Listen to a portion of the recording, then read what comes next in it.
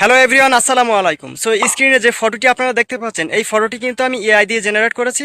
আপনারাও চাইলে আপনাদের নর্মাল একটা ফটো দিয়ে কিন্তু এক ক্লিকে এমন একটা ফটো তৈরি করে ফেলতে পারবেন, কারণ বর্তমানে এই ফটোগুলো কিন্তু বেস্ট ট্রেন্ডিংয়ে চলছে।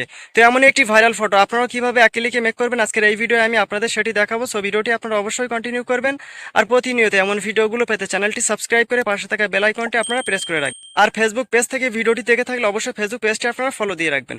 চলুন কথা না বাড়িয়ে এই ভিডিওটি শুরু করা যাক। So late get start.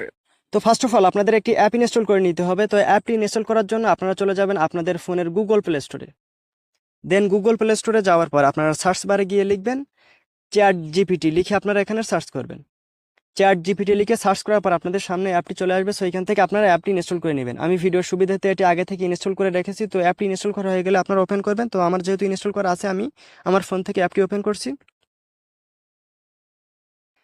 অ্যাপটি ওপেন করার পর আপনাদের সামনে ঠিক এমন একটা ইন্টারফেস চলে আসবে। তো শুরুতে এখানে একটা অ্যাকাউন্ট কিন্তু আপনাকে ক্রিয়েট করে নিতে হবে। তো অ্যাকাউন্ট ক্রিয়েট করার জন্য উপরে দেখতে পাচ্ছেন সাইন আপ লেখা আছে, আপনারা এই সাইন আপের উপরে একটা ক্লিক করবেন। ক্লিক করার পর এখানে দেখতে পাচ্ছেন কন্টিনিউ উইথ গুগল লেখা আছে, আপনারা এখানে একটা ক্লিক করবেন।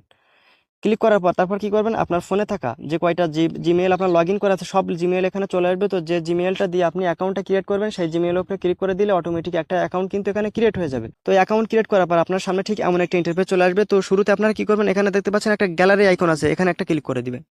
ক্লিক করার পর এখানে ফটো লেখা আছে, এই ফটোতে একটা ক্লিক করে দিবেন।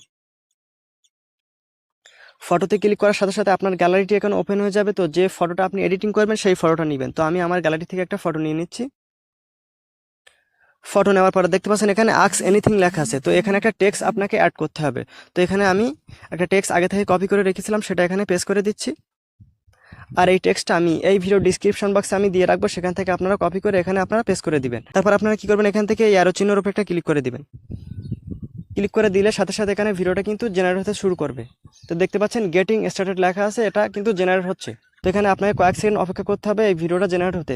আপনার নেট কানেকশন যদি ভালো থাকে সেক্ষেত্রে আপনার 30 সেকেন্ড বা 40 সেকেন্ডের ভিতরে কিন্তু আপনার ফটো তারা জেনারেট করে দিবে। আর যদি ভালো না থাকে সেক্ষেত্রে 1 মিনিট বা 2 মিনিটও কিন্তু সময় লাগতে পারে, কারণ প্রতিনিয়ত মানুষ এই অ্যাপসটা দিয়ে ফটো এবং ভিডিও এডিটিং করছে, যার ফলে প্রচুর পরিমাণে চাপ। সেক্ষেত্রে একটু ফটো এডিটিং করতে আপনার 1 মিনিট বা 2 মিনিট কিন্তু সময় লাগবে। সেক্ষেত্রে আপনার ধৈর্য ধরে আপনার ফটোটা আপনি এডিটিং করে নেবেন। তো এখানে দেখতে পাচ্ছেন প্রসেসিং ইমেজ লেখা আছে, এটা প্রসেসিং হচ্ছে। কয়েক সেকেন্ডের ভেতরে কিন্তু ফটোটা তারা আমাকে জেনারেট করে দিবে। তো আমি একটুখানি অপেক্ষা করি এখানে।